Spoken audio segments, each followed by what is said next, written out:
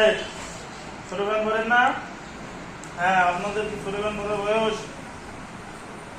আপনারা এখন ছোট গান করবেন কেন? টাকনু আপনাদের সতর আছে না? আপনারা তো বড় হচ্ছেন নাকি দিন দিন ছোট হচ্ছেন? দিন দিন ছোট হচ্ছেন নাকি? আপনারা টাকনুর উপরে এই যে সতর খোলা থাকবে কেন? ছোট ছোট হাফ প্যান্ট পরবেন কেন? আর মেয়েরা ছোট ছোট ই পরবেন কেন? আপনারা হিজাব পরে বের হন না কেন? আপনাদের হিজাব দেখি না আমি কেন? এইগুলো তো ভালো না, এইগুলো তো ঠিক না। কিছু কিছু আছে, একবারে সবাই যে খারাপ না, সবাই এগুলো করে না এরকম না, অনেকেই পরে, কিন্তু অনেকে দেখি যে হিজাব ছাড়া বের হয়, বড় হয়ে যাচ্ছেন তারা। এগুলো করা ঠিক না, এগুলো পাবেন না। এই শব্দ কেন? হুজুর বুঝছেন? এইগুলো তো আপনার মাদ্রাসা পড়ে, যদি আপনারা যদি স্কুলের মতো ওই যে বদমুখারা স্কুল আছে না, ক্যাম্প ব্রিজ আছে না, ওইখানে ম্যাডামও আছে, ছাত্র ছাত্রীও আছে, ওইখানে যে স্যার আছে তারাও আছে, ওই না আসা কি আমাদের দ্বারা সম্ভব? হ্যাঁ, ওই ড্রেস পরে কি আমাদের বের হওয়া সম্ভব?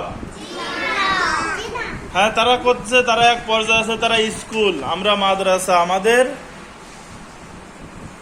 পোশাক, আমাদের চলাফেরা ইসলামের যেভাবে নির্দেশ দেওয়া হয়েছে সেভাবে চলবে। ওরা তো আমাদের মতো হাদিস পড়ে, কোরআন পড়ে, মাসালা পড়ে, দোয়া পড়ে না, ওরা এগুলো করে না, এই জন্য ওরা এর ধারেও যায় না। আমরা এগুলো করি, আমরা এগুলো পড়ি, এই জন্য আমাদের এর ভিতরেই থাকতে হবে।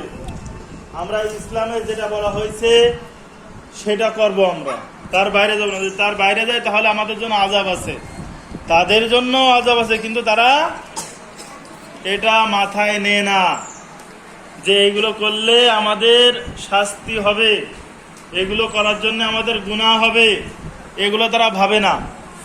এগুলো ভাবতো তাহলে তারা ড্যান্স করতো না। আমি শুধু তাদের বলি না, বাংলাদেশে প্রত্যেকটা স্কুলে ওই একই অবস্থা।